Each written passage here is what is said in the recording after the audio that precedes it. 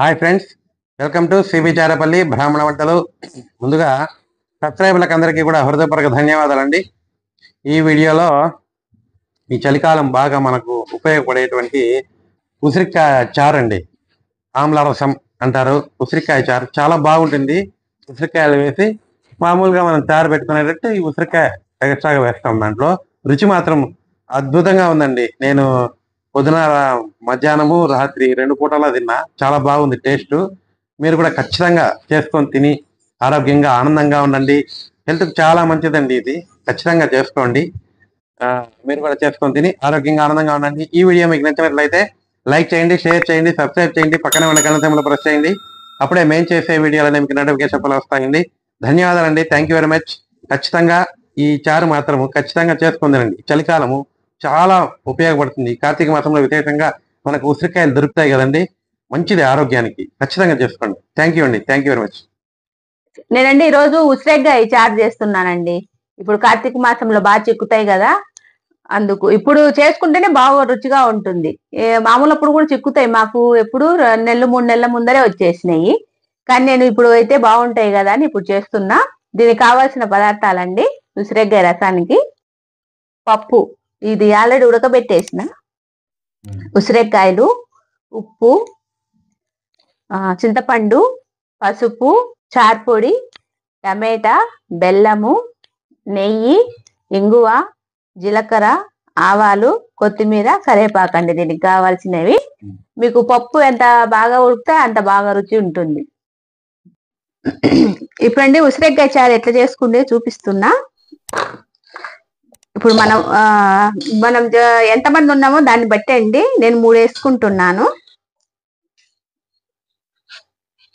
టమాటా అండి,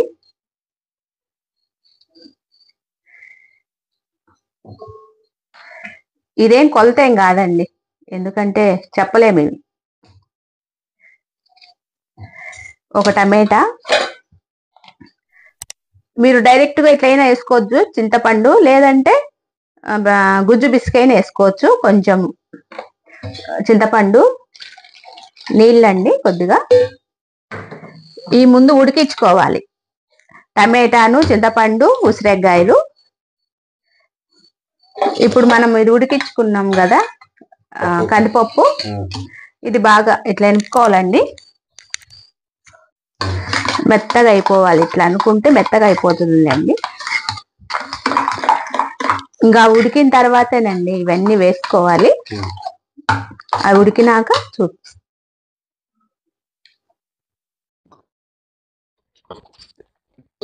ఇదిగోండి టమాటా ఇవి ఉడికిపోయినాయి. ఇప్పుడు ఉసిరికాయ కూడా ఉడికిపోయింది. ఇదిగోండి మెత్తపడింది. ఇట్లా చీలికలు కూడా వచ్చేసినాయి. అవి కనపస్తనే లేదు, తెలియదు.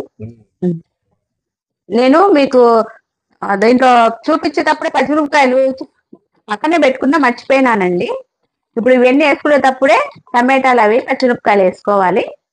ఒక 2 ఎన్నో అంతే, ఎక్కువ ఏం అవసరం లే. ఇప్పుడు పప్పు, కందిపప్పు.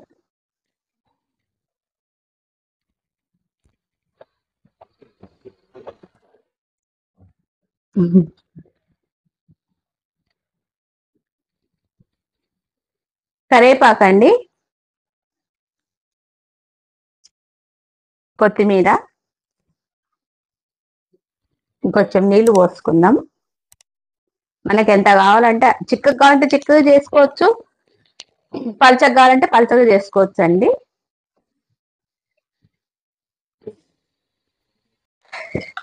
ఇప్పుడు కొంచెం పసుపు అండి, తగినంత. కొద్దిగా లేండి, అది తగినంత ఏం లేదు. ఉప్పు అండి,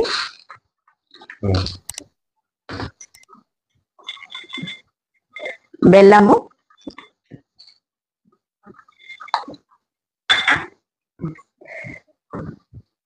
ఇదంతా బాగా కలుపుకోవాలి. ఇప్పుడు చారుపొడి అండి,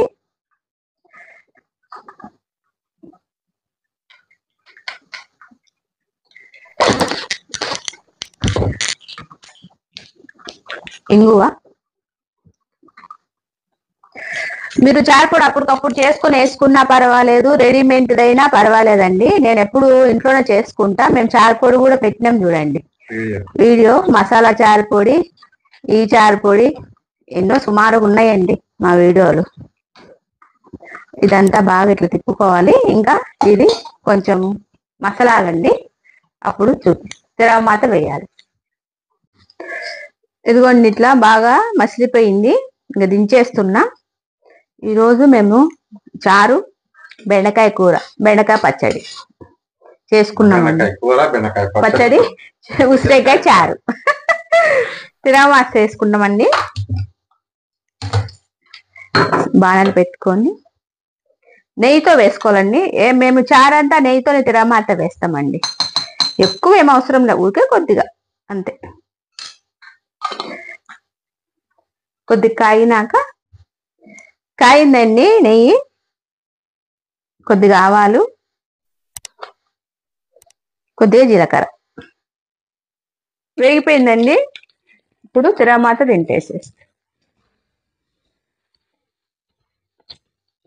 అయిపోయిందండి. ఉసిరికాయ చారు రెడీ. ఇవన్నీ ఈ విధంగా చీలిపోతాయి ఉసిరికాయలు. అవి తినాలి. నేను అన్నంలో మీకు చూపిస్తాలేండి. అన్నం పెట్టి చారు రెడీ అయిపోయిందండి. ఇప్పుడు అన్నం పెట్టి మీకు చూపిస్తున్నా. వేడివేడి అన్నంలో వేడివేడి చారు వేసుకొని తింటే భలే ఉంటుందండి. టమాటాలు కూడా ఏం తినేసేయచ్చండి, బాగుంటాయి. పచ్చిమిరపకాయ మధ్య మధ్యలో ఇదండి ఇట్లా పోసుకొని ఉసిరికాయ చారు రెడీ అయిపోయిందండి. మీరు కూడా చేసుకొని తిని ఎలాగుందో మాకు తెలియజేయండి. ఇవి మీకు అనుకుంటారు ఉసిరికాయ ఉన్నారు కదా, ఎట్లా తింటారు అని. ఇది ఉంటుంది కదండి, ఇట్లా మొత్తం వేసుకోవచ్చు అంతే. ఈ చారు కలుపుకోవడము, దీంట్లో ముద్దలో పెట్టుకోవడం, తినడమే అండి. భలే ఉంటుంది. ఎందుకంటే ఇప్పుడు మంచిది కదండి, ఇది ఆరోగ్యానికి కూడా. లేదా సి విటమిన్ కదా. ఇట్లా చేసుకుంటే మనం రోజు మర్చి రోజు ఏం చేసుకోవచ్చు, వారానికి ఒకసారి ఏం చేసుకోవచ్చు, మన ఇష్టం అండి. ఈ కార్తీక మాసం అంతా వస్తానే ఉంటాయి కాబట్టి ఈ ఊరగాయలు అవి తిని తిని బోరు కొట్టదు కదా, ఇట్లా చారు చేసుకొని తినండి. ఆరోగ్యంగా ఉండండి, ఆనందంగా ఉండండి. ఈ వీడియో కనుక మీకు నచ్చినట్టయితే like, share, comment and subscribe to CB Charapalli బ్రాహ్మణ వంటలు.